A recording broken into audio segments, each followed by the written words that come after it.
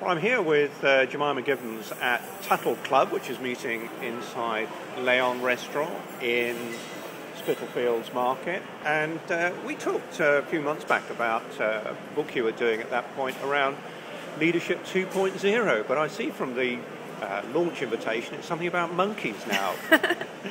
What is it? Yeah. The leader of the future is a monkey. Something like that. I think what happened is I explain it a lot in the book, but I started off looking at leadership, and I would never know if to look at you or look at the camera. I'll look at you. And obviously you can't really look at leaders without looking at followers, and it was very difficult to look at employees without looking at the whole way the workplace was structured. And then inevitably, now that work life is blending so much with home life, that I just thought there was so much to look at. And I was struggling for weeks, months probably, trying to come up with a title that kind of summed up the situation. And there's so much stuff out there about Web 2 and social media and Leadership 2 and Organisation 2 and all that. And I was, the Monkeys with Typewriters. That's the title. Give us the title. That's the title. The title is Monkeys with Typewriters.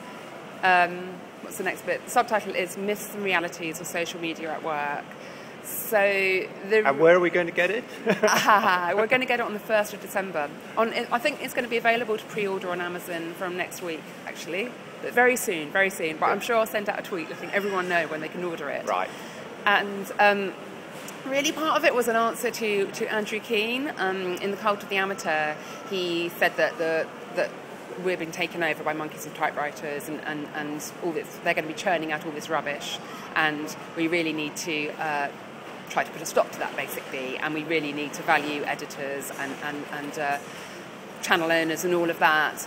And I quite like this image of the monkeys, and the more I looked into it, I found that it had been used quite a lot in terms of the internet. Quite a few people have sort of said, the internet is just a load of monkeys and typewriters. There are a couple of German academics back in 2000, Ute and Jeanette Lemper, I think, who said that the internet was just a big experiment of monkeys with typewriters, and it was just fantastic the way it had turned out. So I was quite keen to take up the kind of positive side, just saying, well, okay, here we all are with our typewriters doing all sorts of things. A lot of it may be worthless, but some of it might strike gold.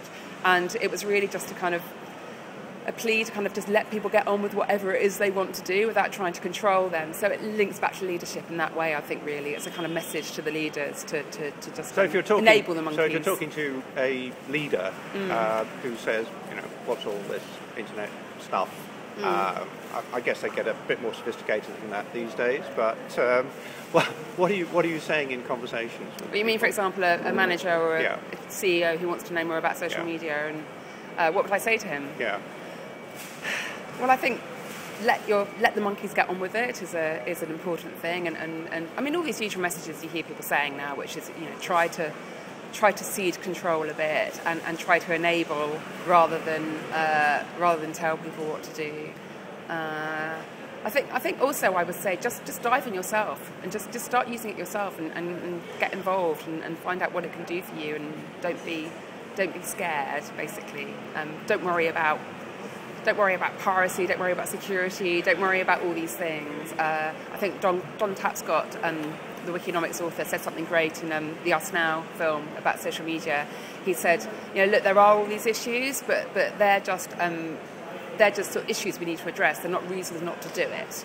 And I think he's right. We need to just move forward and stop kind of coming up with all these buts. We need to actually just embrace it, really, because it's so easy to do, and there's so much potential there, I think. Where did you find the issues? Obviously, embedded procedures and cultures in organisations, but also in personality types and styles of leaders? Do some people take to it more easily than others? Yeah, definitely. I mean, Ewan Semple, who was head of management at the BBC, knowledge management, head of management, that's an interesting role.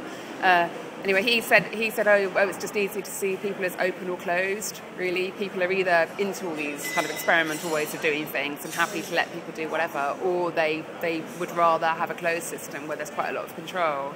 And that seems like quite a good kind of personality split, really. I think you get people who are up for it, and you get people who really don't like it.